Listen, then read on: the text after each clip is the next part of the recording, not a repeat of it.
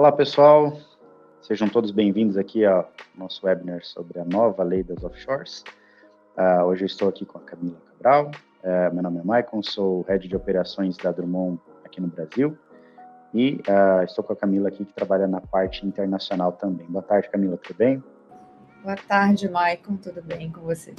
Muito bom, pessoal. Hoje a ideia é a gente falar um pouquinho aqui sobre a nova lei das offshores. A gente vai trazer para vocês alguns aspectos que são mais relevantes, né? Principalmente os voltados para instrumentos financeiros, que é uma grande demanda hoje aí no mercado também. A gente vai passar sobre esses aspectos da lei e vamos também tratar dos aspectos contábeis, tá? Porque os aspectos contábeis aí, combinados com o que diz a nova lei, vão impactar de forma direta ou indireta as pessoas físicas no Brasil. Então, o nosso objetivo hoje é realmente trazer para vocês os aspectos mais relevantes e, obviamente, que nós entendemos que até, depois da sanção presidencial dessa lei, nós teremos aí instruções normativas que podem mudar alguns aspectos ou orientar melhor outros aspectos que foram determinados na legislação. Então, nosso objetivo não é exaurir tudo, mas é trazer para vocês um pano de fundo do que a gente tem hoje, tá? Com base na legislação atual que a gente tem hoje, e qualquer alteração que tenha, ou qualquer entendimento mais específico da Receita Federal, a gente vai tratar em atualizações futuras, tá? Isso é importante deixar claro para vocês. Mas, seguindo aqui com o nosso conteúdo de hoje, vou falar um pouquinho para vocês sobre a Drummond também, né? Quem somos nós, né? Quem é a Drummond Advisors? Nós somos uma consultoria especializada em transações cross-border, Brasil e Estados Unidos, mas também atuamos em outros países. Hoje a gente atua na Ásia, na Europa, com clientes da América Latina também. Então, hoje nós abrangemos aí todas as empresas que queiram fazer negócios no Brasil, estrangeiros fazendo negócios no Brasil ou estrangeiros fazendo negócios nos Estados Unidos, tá? Hoje nós temos aí uma equipe especializada e licenciada, obviamente, no Brasil e nos Estados Unidos, de contadores e advogados, que podem ajudar a sua empresa desde a incorporação local em qualquer um desses dois países, até o ongoing, né, com serviços contábeis, serviços fiscais, de compliance também. A gente atende tudo que for necessário nessa parte de back-office também. E hoje nós temos escritórios localizados em Miami, Orlando, Nova York, São Paulo e Belo Horizonte. Atuamos aí há mais de 13 anos no mercado e temos mais de 11 mil clientes ativos no momento, com uma equipe de 243 colaboradores. Então, todos os serviços relacionados a accounting, legal, consulting, inventory services, a gente consegue apoiar a sua empresa. Se você tiver qualquer questão a respeito disso, nós vamos deixar os nossos contatos aqui no final. Vocês vão poder entrar em contato conosco aqui, ou também, através do nosso site, vocês têm atendimento direto com os atendentes que já estão lá esperando por vocês, tá bom? Muito bom. Então, para falar aqui, nós vamos fazer, só para vocês entenderem a dinâmica também aqui do nosso webinar. A gente vai dividir em dois momentos. Nesse primeiro momento, a Camila vai trazer os aspectos da lei, né, todos os aspectos relevantes da lei, e no segundo momento eu vou trazer a parte contábil, né, os aspectos relevantes da parte contábil, que também, juntos aqui, eles vão ajudar a desenhar o cenário que seja mais, propício aí para a sua empresa. Obviamente, tudo que a gente está trazendo aqui não é uma recomendação de consultoria, não é específico para cada empresa, mas sim, de novo, um background de tudo que a gente tem hoje, né, um apanhado geral de tudo que a gente tem hoje, mais voltado à parte dos ativos financeiros, tanto no aspecto da legislação, quanto no aspecto contábil, certo? Então, Camila, fique à vontade. Obrigada, Maicon. Pessoal, é um prazer estar aqui com vocês para tratar desse tema. É um tema que já está sendo muito debatido, né, muito discutido no Brasil. Isso aqui a gente já vê desde o começo do ano. Isso vem de uma medida provisória que não foi convertida em lei, acabou entrando agora em um projeto de lei com tramitação de urgência, que ele foi apresentado em agosto, já foi aprovado no Senado. Estou até vendo aqui que o status atual está pendente de votação, mas ele já foi votado e aprovado no Senado, e agora está pendente de sanção presidencial, só para a gente saber se vai passar realmente, né, vai se tornar uma lei no status que está, com a redação que tem hoje. Bom, falando um pouquinho aqui desse texto, que até a gente aqui na Drummond já chegou a mencionar anteriormente, a ideia hoje é esse projeto de lei, ele foca nas pessoas físicas, então a gente não vê nada direcionado diretamente para PJs no Brasil, né? São para pessoas físicas que possuem investimentos no exterior, e o PL, ele trata de diversos investimentos, ele trata de empresas, ele trata de trusts, fundos de investimento, mas como o Maicon ressaltou, o nosso foco hoje vai ser nas controladas estrangeiras, né, nas empresas, de fato, as famosas empresas de investimento, veículos de investimento, PIX, no exterior, mas sem prejuízo de, eventualmente, a gente tratar no futuro dos demais tipos de investimentos cobertos pelo texto do PL. A gente trouxe aqui essa lista, né, que o texto do PL traz sobre as aplicações financeiras, e é interessante trazer isso antes de tratar, de fato, das offshores, para a gente entender a sistemática que tem hoje e o que altera. Sei que pode parecer muito básico para quem já está por dentro do assunto, mas a gente também tem uma gama de clientes e de interessados que ainda não tiveram a oportunidade de analisar a fundo as mudanças. Então, o que a gente tem hoje de cenário?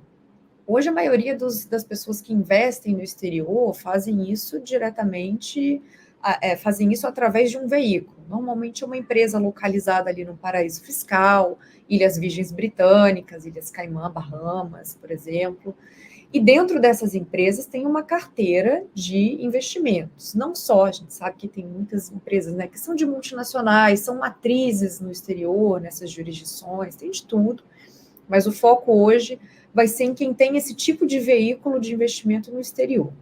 E essas empresas normalmente têm uma carteira de bonds, de ações em bolsas estrangeiras, de outros instrumentos financeiros, fundos, normalmente administrada por um profissional da área de uma instituição financeira autorizada a fazer esse tipo de trabalho.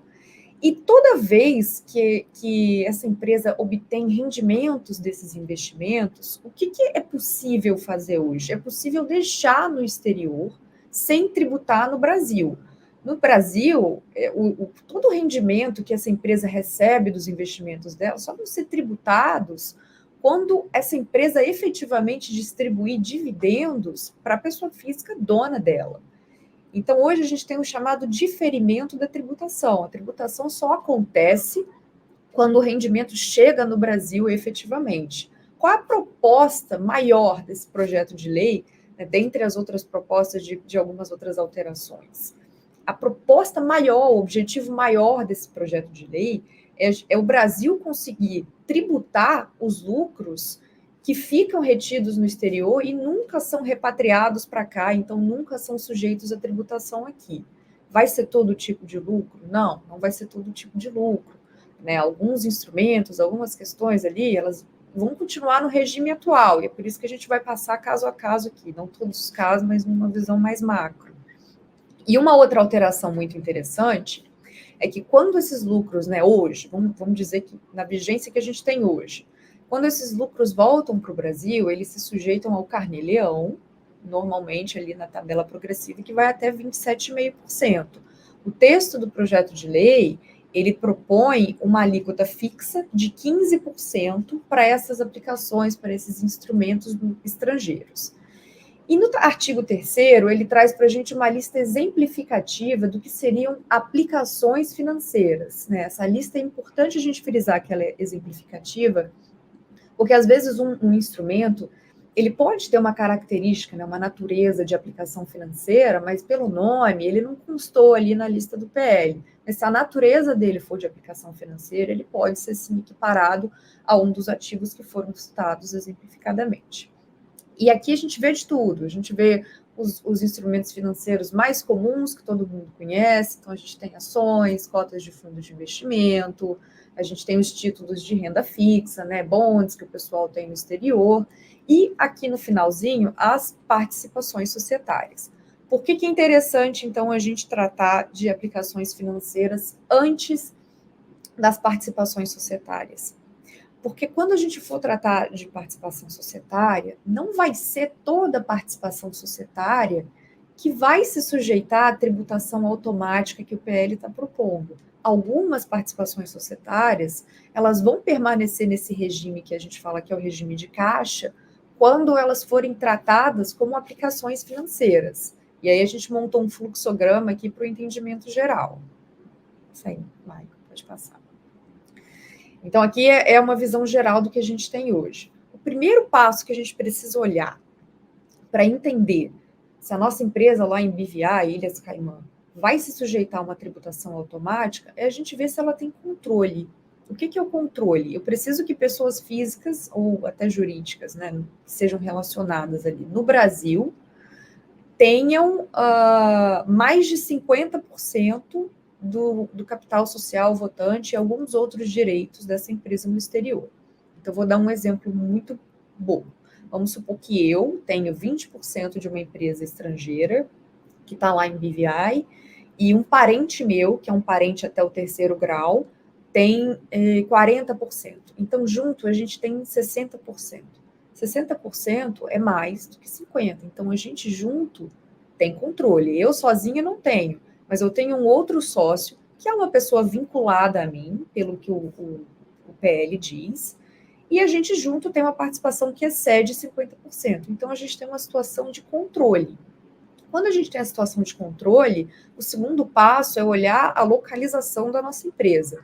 Se ela está numa jurisdição de regime fiscal privilegiado ou tributação favorecida, aí a gente já cai direto na regra da tributação automática. Teve lucro? Vai ser tributado no nosso nível pessoa física. Agora, se ela não é regime fiscal privilegiado, e ela está numa jurisdição que ela tem mais de 60% da renda dela como ativa, não é uma situação que a gente precisa se preocupar, ela não vai cair ali na tributação automática. Então, assim, é interessante a gente olhar para esse fluxograma, porque muita gente leu o texto do PL e descabelou e ficou super preocupado, sendo que, primeiro, nem tinha controle, então não vai cair na tributação automática sem controle, e às vezes é uma empresa que está nos Estados Unidos, está numa jurisdição na Europa que não é um paraíso fiscal, é uma empresa operacional, tem mais de 60% da renda ativa, então também não vai ter esse tratamento de tributação automática. Isso aqui a gente precisa ter muito fixo para poder mensurar o que vamos fazer, que passo vamos tomar. A maioria das medidas, né, que a gente sugere para as pessoas é se de fato for acontecer uma tributação automática e for um desejo do contribuinte evitar esse tipo de tratamento. Um ponto específico desse fluxograma é a questão da renda ativa. Eu já até tive a oportunidade de discutir isso em uma outra mesa, que o texto do PL, ele foca, né, na questão de renda passiva e renda ativa. Aparentemente, ele quis privilegiar as empresas com operação econômica de fato, né, a questão da renda operacional. Então, a gente pode ver que, nos casos gerais, juros corresponde a uma renda passiva, mas se for uma empresa que é uma instituição financeira, né, que está autorizada a funcionar no país de constituição dela como instituição financeira, juros é uma receita dela que é zero passiva, uma instituição financeira sobrevive disso. Então, em determinados casos, o que no geral é uma renda passiva, a gente tem algumas exceções. Então, também é um ponto que precisa ali de ser observado com carinho em um eventual planejamento, numa reestruturação. Bom, então aqui partindo mais para a parte da tributação automática, o artigo 5º, né, que determina o que são as controladas estrangeiras e como é que elas vão ser tributadas. Então, beleza, passamos no fluxograma e vimos que a gente tem situação de controle, vai ter tributação automática. Como é que isso vai acontecer? Primeiro, isso não vai acontecer como acontece hoje via carnê-leão. Isso vai ser uma inclusão lá na declaração de ajuste, 31 de dezembro. Segundo, como é que a gente calcula, né, quanto que vai ser tributado, quanto que vai estar sujeito à alíquota fixa de 15%? Aqui no texto, a gente tem uma determinação de apurar o lucro da controlada num balanço anual, e esse balanço anual, ele tem que seguir ou os padrões internacionais de contabilidade, né, o equivalente ali ao IFRS, ou legislação comercial brasileira. Só que quando a gente tem uma empresa que já está numa jurisdição de tributação favorecida ou regime fiscal privilegiado, né, os paraísos fiscais, a gente necessariamente tem que seguir legislação comercial brasileira. A legislação comercial brasileira, Maicon vai explicar mais adiante, para determinados ativos, né, para a maioria das questões contábeis, ela já é muito alinhada ao padrão IFRS. Então, assim, ficou até uma redação que a gente depois ficou lendo e pensando o que eles quiseram com isso aqui, né, já que o comercial brasileiro já é tão alinhado ao IFRS, principalmente na questão dos instrumentos financeiros, que é o nosso foco da apresentação de hoje.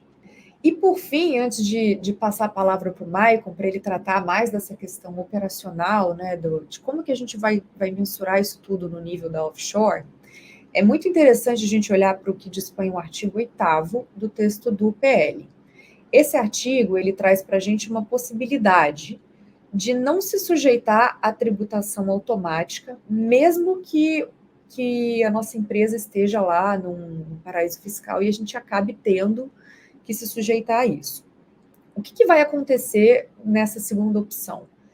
A gente vai tratar a empresa, né, controlada, direta ou indireta, como se ela fosse transparente para fins tributários. O que é isso? A partir do momento que eu pego a minha BVI lá, né, minha empresa que está com todos os meus investimentos abaixo dela, eu não quero ser tributada automaticamente 31 de dezembro. O que eu posso fazer?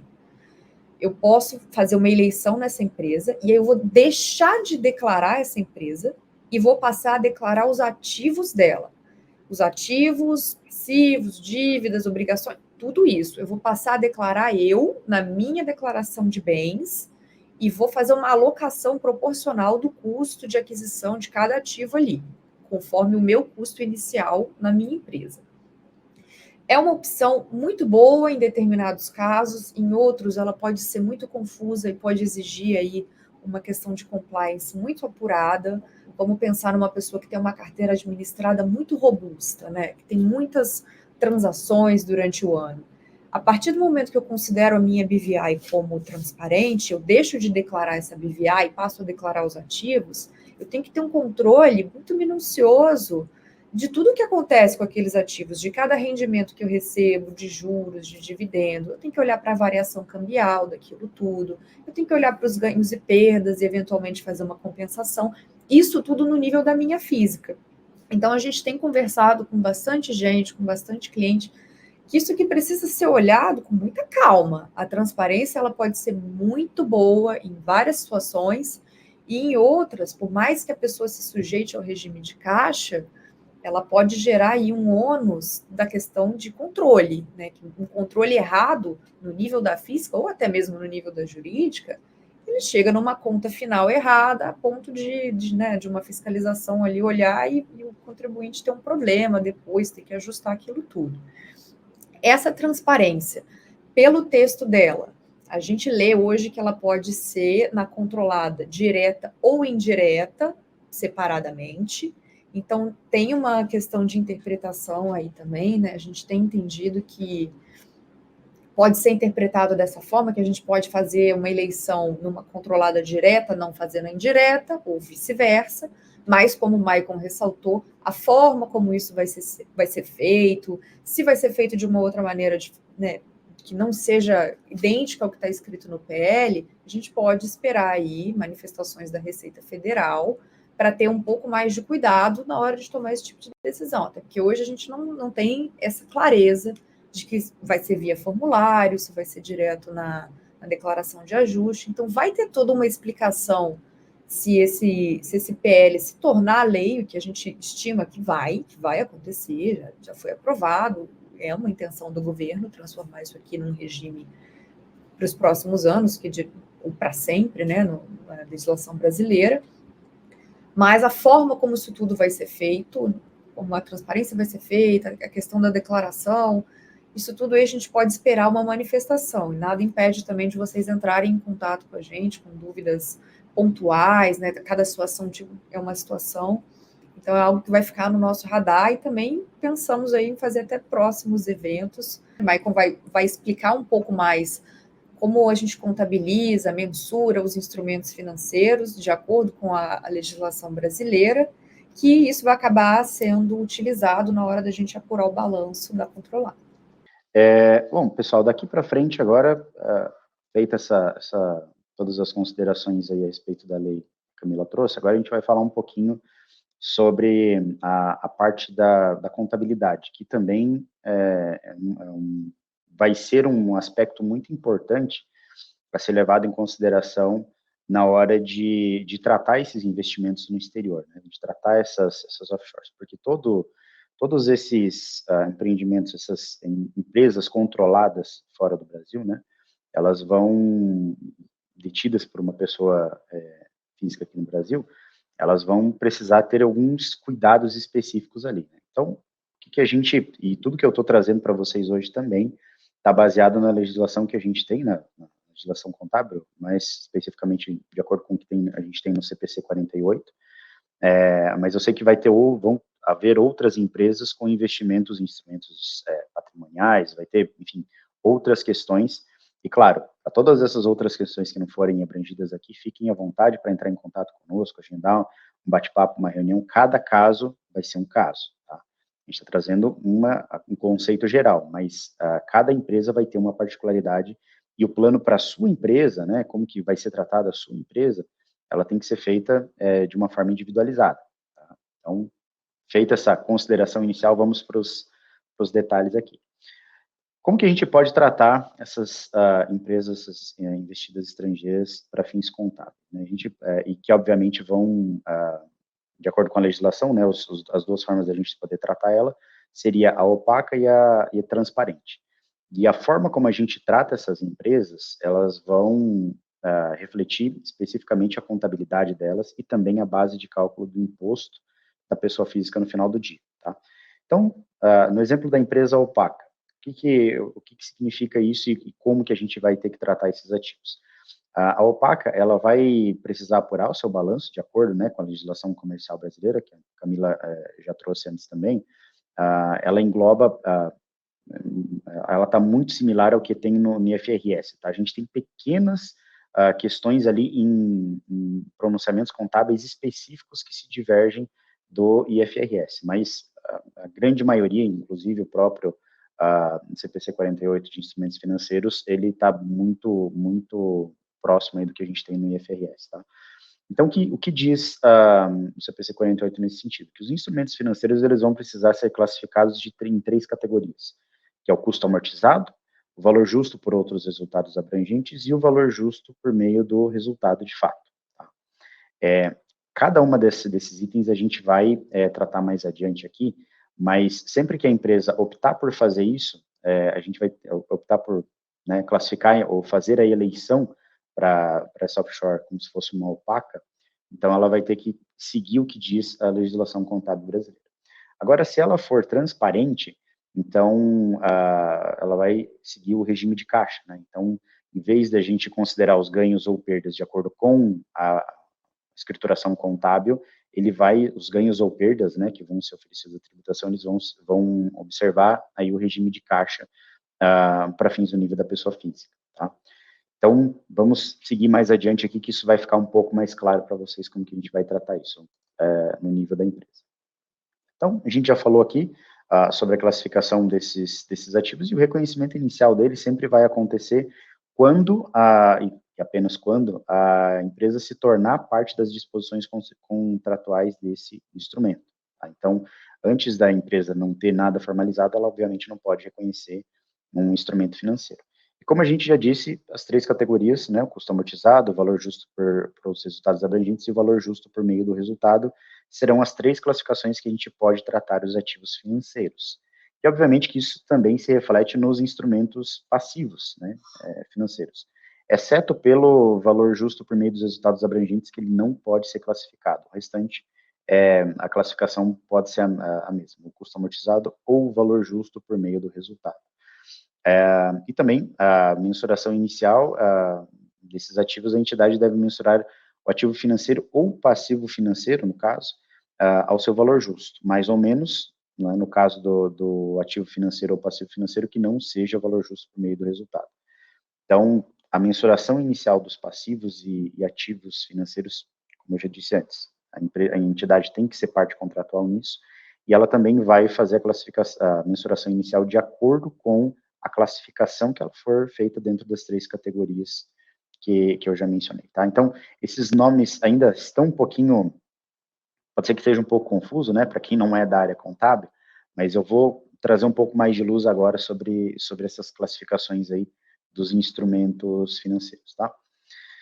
Fazendo só um paralelo do que a gente tem hoje entre o US GAAP e o BR GAAP, né? Então, no US GAAP, normalmente, a gente tem 3 classificações, assim como a gente tem no Brasil, que os ativos podem ser classificados, tá? Mas o conceito por trás dessa classificação, ele é um pouco diferente. No US GAAP, os ativos, quando a gente classifica como Held to Maturity, são aqueles instrumentos que a gente tem, não tem a intenção de liquidar eles a curto prazo, ou seja, vai realmente manter esse ativo em carteira para obter fluxos de caixa futuro, seja por juros ou dividendos, enfim, mas que a entidade não tem por objetivo fazer a venda no curto prazo, né? Então, a gente classifica dessa maneira. Nós também temos o Available for Sale, que são aqueles instrumentos que a entidade também segura ou mantém na carteira de investimentos para serem negociados futuramente, mas que se aparecer uma situação de mercado, ela pode fazer a venda desse ativo, né? E no trading são aqueles realmente que a entidade tem o objetivo de ganho na valorização do principal, e normalmente isso acontece no curto prazo, né? Ou seja, dentro do exercício social, menos de um ano. Então, normalmente no US GAAP a gente trata dessa forma.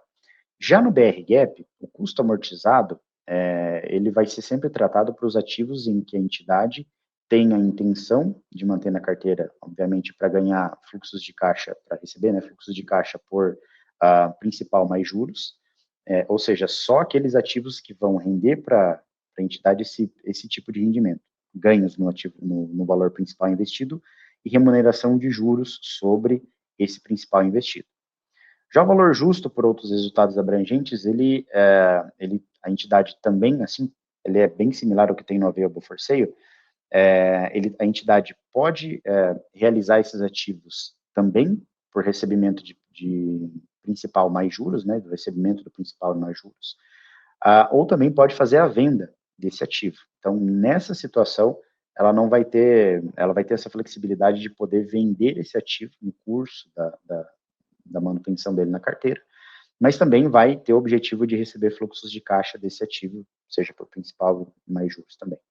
Então, nesse caso, eu posso classificar como valor justo por outros resultados abrangentes. E o valor justo por meio do resultado, aí realmente ele é aquele onde a entidade vai reconhecer todas as variações de ganho, seja no principal, ou nos juros, ou na remuneração por dividendos, enfim, qualquer tipo de ganho que advenha desse ativo, totalmente no resultado. Tá? Então, isso impacta o resultado da empresa diretamente. E a classificação desses 3 tipos de ativos vai depender aí do modelo de negócios que a empresa adota. Tá? Então, quer dizer, eu tenho 3 categorias, mas para eu enquadrar um ativo dentro dessas 3 categorias, eu preciso conhecer qual que é o modelo de negócios que a empresa tem para aquele tipo de ativo, que é o que a gente vai falar agora no próximo slide. Então, aqui também tem um fluxograma aqui que a gente pode entender melhor como fazer essa classificação, né? É um mapa aqui que pode ajudar no entendimento dessa classificação dos tipos de ativos financeiros. Então, vamos responder aqui basicamente 2 perguntas e aí a gente consegue, na terceira, já fazer essa classificação. Primeira pergunta aqui, os fluxos de caixa, eles são considerados somente principal mais juros? Né? Se a resposta for sim, e aí, como um exemplo, a gente tem instrumentos de dívida, empréstimos, recebíveis e títulos de renda fixa. Se a resposta for sim, então a gente vai para a segunda pergunta. Qual é o modelo de negócios? A entidade pretende manter esse ativo para obter fluxos de caixa contratuais, ou seja, receber a remuneração por esses juros do principal que foi investido? Se sim, eu posso classificar ele como custo amortizado. Tá? Isso significa que todas as variações de ganho que eu tiver no meu principal, ou seja, as variações que eu tenho da valorização do principal investido, ele não vai refletir no resultado da empresa. A contrapartida disso vai ser no patrimônio líquido da empresa. Tá? Então, obviamente que todos os juros recebidos, eles vão para o resultado, né? Juros ou remuneração recebida vai para o resultado, mas o principal, a variação desse ganho ou perda do valor justo do ativo, ele fica represado no patrimônio líquido até a realização desse ativo. Depois disso, ele vai oferecer a tributação, quando houver a realização do ativo. Tá? E se ainda dentro desse modelo de negócios, onde a empresa pretende receber fluxo de caixa só no principal e juros, mas o modelo de negócios for manter esse título para receber, obviamente, esses fluxos de caixa contratual e rendimento por venda desse ativo, então aí eu posso classificar ele como valor justo por outros resultados abrangentes. Nessa classificação, as variações de principal também ficam dentro do patrimônio líquido, eles não afetam o resultado da empresa, e obviamente que a remuneração por juros vai para o resultado, oferece a tributação, mas o valor principal do ativo também fica represado dentro dos resultados abrangentes, ou seja, dentro do patrimônio líquido da empresa. Agora, se, respondendo a pergunta aqui inicial de novo, né, na nossa última hipótese aqui, se os fluxos de caixa que são considerados principal mais juros e a resposta for não, então o modelo de negócios não é relevante e todos esses ativos devem ser classificados ao valor justo por meio do resultado, ou seja, todas as variações de valor justo do ativo, né, de valor de mercado desse ativo, e também a remuneração recebida por esse ativo vão ser, a contrapartida dele vai ser o resultado. Então, obviamente que isso pode aumentar ou reduzir a base de cálculo conforme a situação, se for um ganho ou se for uma perda.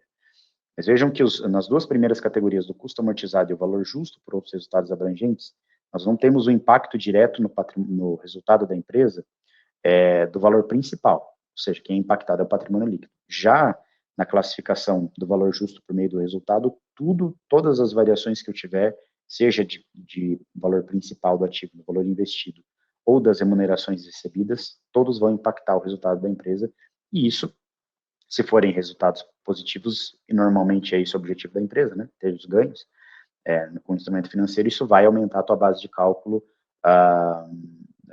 tributária, né, e isso vai causar, obviamente, um pagamento de impostos maior para a pessoa física no final do dia também, ok?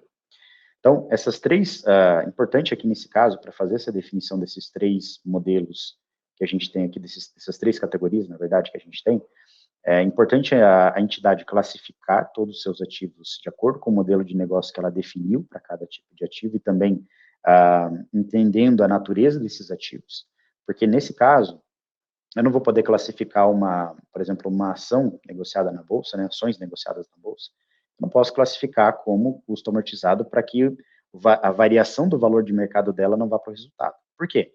Porque o modelo de negócios não atende o que diz a legislação, que é receber fluxos de caixa por principal mais juros.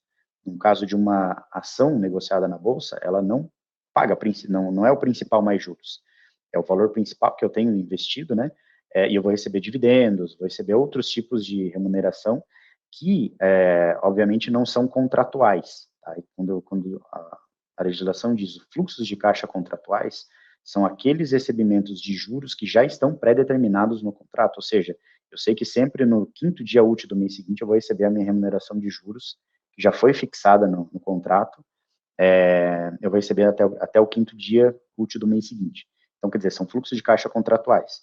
Já no caso das ações negociadas em bolsa, eu não tenho essa garantia, eu não tenho um fluxo de caixa contratual. Normalmente as empresas pagam dividendos, mas eu não sei qual vai ser o valor eu sei o percentual, mas não sei qual é o valor desse dividendo, e não sei especificamente quando que a empresa vai pagar, porque ela pode deliberar para pagar em calendários distintos de um exercício para outro. Então, não são fluxos de caixa contratuais. Por isso que eu não posso considerar uma ação como custo amortizado ou valor justo por outros resultados abrangentes e diferir o ganho que eu tenho, né, a tributação do ganho que eu tenho sobre o principal. Tá? Então, assim, isso é um aspecto muito importante. A norma contábil não deixa margem para a gente interpretar de uma forma distinta disso. É principal e juros? Ok. Então, posso classificar como custo amortizado ou valor justo por outros resultados abrangentes. Fora disso, o modelo de negócios não é relevante, e aí a classificação dele vai ter que ser valor justo por meio do resultado, e todas as variações vão impactar a base de cálculo tributária da empresa, tá? Então, só queria deixar essa definição bem clara, mas, enfim, se vocês tiverem qualquer dúvida, no final dessa apresentação, os nossos contatos vão estar lá, vocês podem nos endereçar todas as dúvidas aí, ok? Muito bom. Seguindo aqui, então, ainda falando dos instrumentos financeiros, vamos entrar um pouquinho mais no tipo de ativos, né, e de como poderia ser feita essa classificação aqui, de acordo com tudo que a gente já falou da norma contábil. Então, por exemplo, um CDB ou um bond, né, que seria um título aí de renda fixa, normalmente no US GAAP ele é classificado como Held to Maturity e no BR GAAP ele vai, uma situação de uma empresa opaca, né, a gente não está falando da transparente, ele pode ser classificado aí como custo amortizado ou valor justo por meio de outros resultados abrangentes. Ou seja, principal não impacta resultado, somente a remuneração, né, desse capital principal que vai impactar o resultado. Ações, que a gente já falou, né, ações da Apple, do Facebook.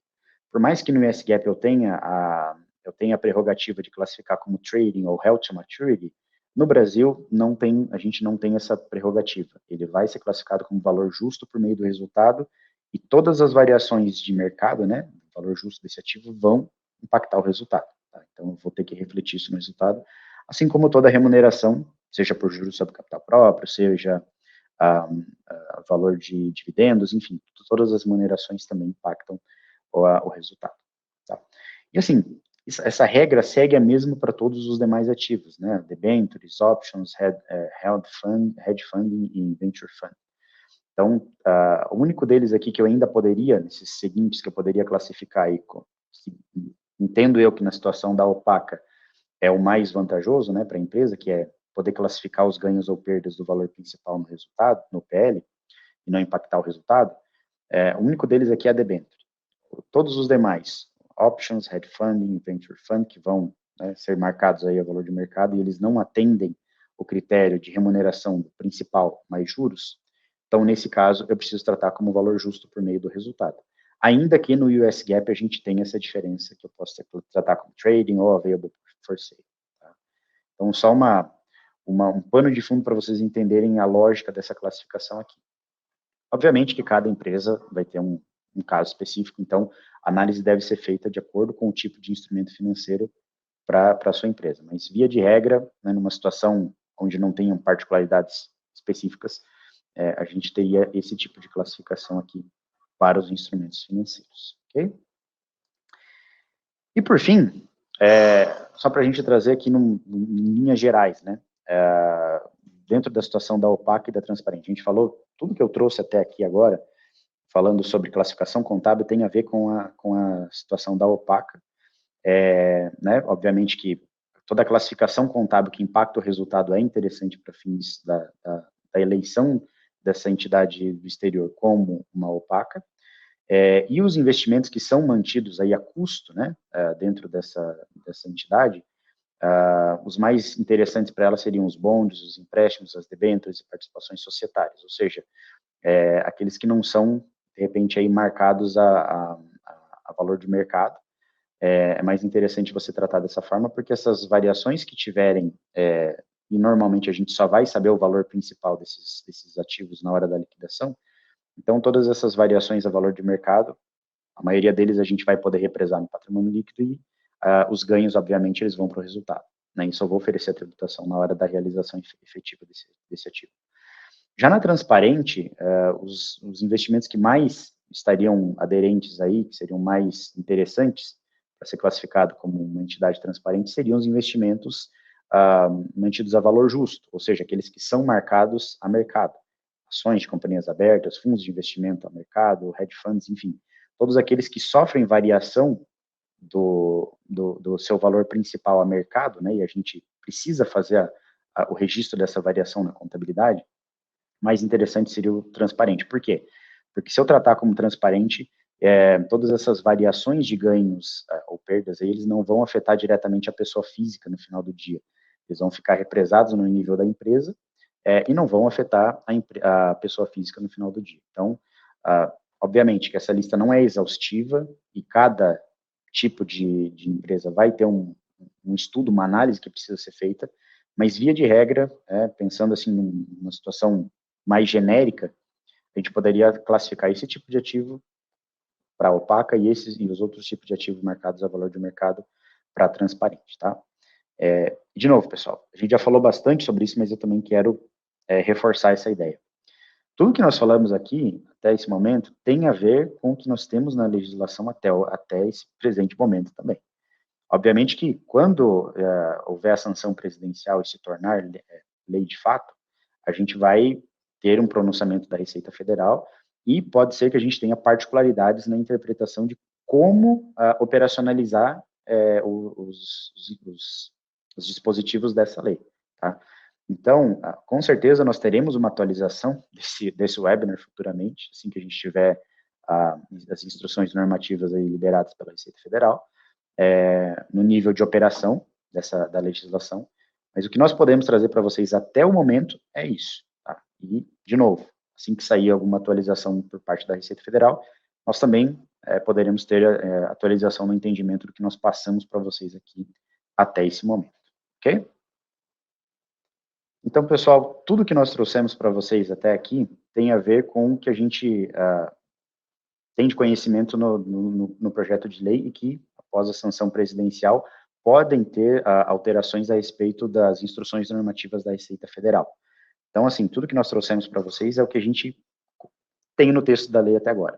Pode ser que surjam alterações futuras no entendimento de como operacionalizar o que diz os dispositivos da lei.